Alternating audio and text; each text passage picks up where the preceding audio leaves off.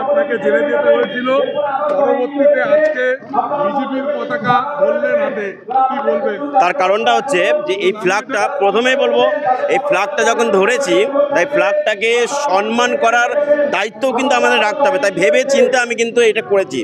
তার কারণ আজকে আমরা এমন একটা আইনের মধ্যে আছি যে রাজ্যে এই আইনটাকে চেঞ্জ করতে হবে, অর্থাৎ আমরা যেন মাথা উঁচু করে থাকতে পারি। কারো কেউ মিথ্যে কেসে, মিথ্যে ঝামেলায় যেন পুলিশ কোনোভাবে তার সময় টর্চারিং না করতে পারে। এক, দ্বিতীয় কথা হচ্ছে, প্রথমত বলবো, যেই অপমানিত বোধ আমাকে করেছে তার শাস্তি সে অবশ্যই পাবে। কিন্তু এই ফ্ল্যাগটা এর জন্যই ধরা, সে হচ্ছে নরেন্দ্র মোদী, যে আমাদের প্রধানমন্ত্রী। এরকম একটা প্রধানমন্ত্রীকে সারা বিশ্ব চাইছে যেন সেরকম প্রধানমন্ত্রী তাদের হয়। কিন্তু আজকে আমি মনে করি যে অকাল বোধনে শ্রীরামচন্দ্র যখন পুজো করে 108টা পদ্ম ফুলের, তা একটা কম হয়েছিল, তা সেই একটা কমের জন্য রামচন্দ্র নিজের চক্ষুদান দিতে চেয়েছিল।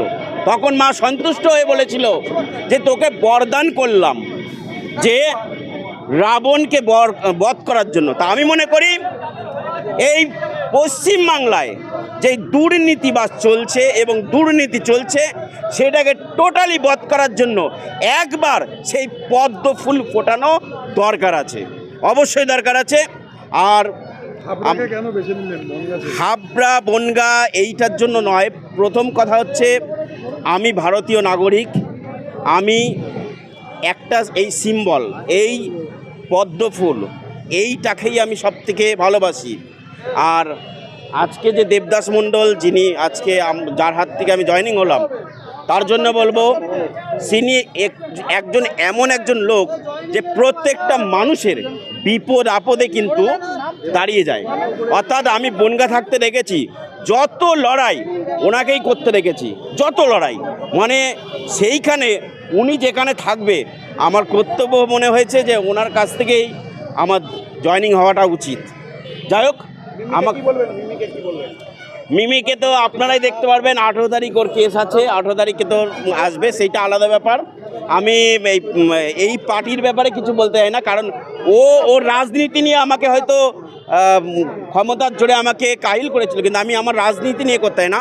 আমি রাজনীতিতে আজকে পা দিলাম, কিন্তু সেইটার জন্য সম্মান রাখতে পারি। এবং আগামী দিন এইটুখানি আমি পুরো সিএও রয়ে গেছি যে ভারতবর্ষে, এই পশ্চিমবাংলায় সরকার গঠন বিজেপির হবেই।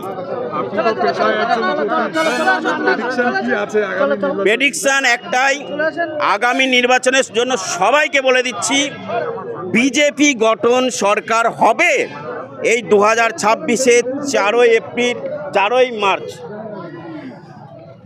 মার্চ অবশ্যই সরকার গঠন হবে এবং সেটা বিজেপি সরকার হবে।